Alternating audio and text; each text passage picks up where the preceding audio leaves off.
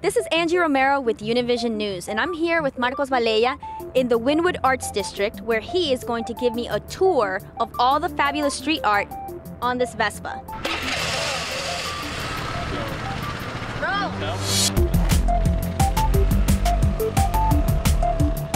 Marco, tell me a little bit of the background of the street art scene here in Miami.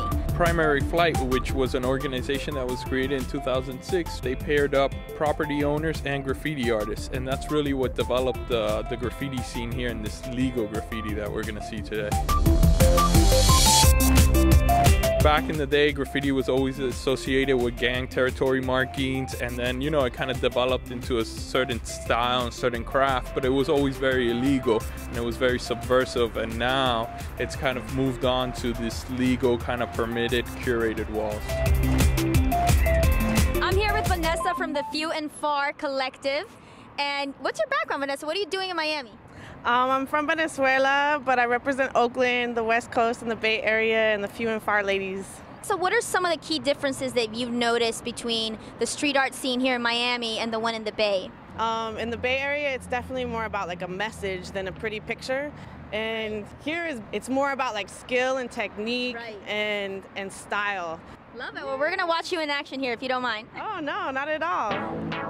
What do you think about what Vanessa was saying of the differences between the street art scene in Miami and other big cities like LA and New York that also have a lot of street art? I think what makes the Wynwood Arts District so special is that everything's really concentrated right here in this 2 square miles, and the city's really willing to put up a lot of graffiti, and it's really, I mean, they really like the graffiti in this area.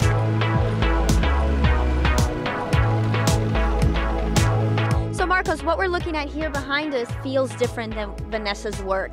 Who's the artist behind this and what's the story? This is Interesty Kaski, and they're 2 Ukrainian twins. They were brought down by Tony Goldman Properties to do this mural here. It has more of a narrative than maybe just the tag graffiti of Vanessa's. If you see here, they have a guy seeding the floor with little human seeds. Yeah. And as it grows, you know, they turn into tree people. So Marcos, where are we standing right now, Wynwood Walls? Well, Wynwood Walls just a couple of years ago were just warehouses, and were quickly developed by Tony Goldman into what we see here, which is a more kind of clean viewing of the graffiti, plus it has 2 restaurants. This structure really allows for something that may have been considered lowbrow in the past, and it creates it, it kind of places it as highbrow and kind of verifies it. Right, and so we have some of the biggest names in, some of the marquee names in the street art scene. Can you tell me a little bit about who the artists featured here are? Yeah, you have Shepard Fairey, you also have Nunca, who's from Brazil. You have Futura over here, who is one of the first New York artists in the 80s, New York graffiti artists. So it's really the who's who in street art. So you're from all ages, from the guys that have been around a longer time to the younger generations. Marcos, thank you so much. And Rum Rides, I've had a blast today. It's way too much to tackle in one day, so I will definitely be back. This is Angie Romero with Univision News. Thank you for joining us.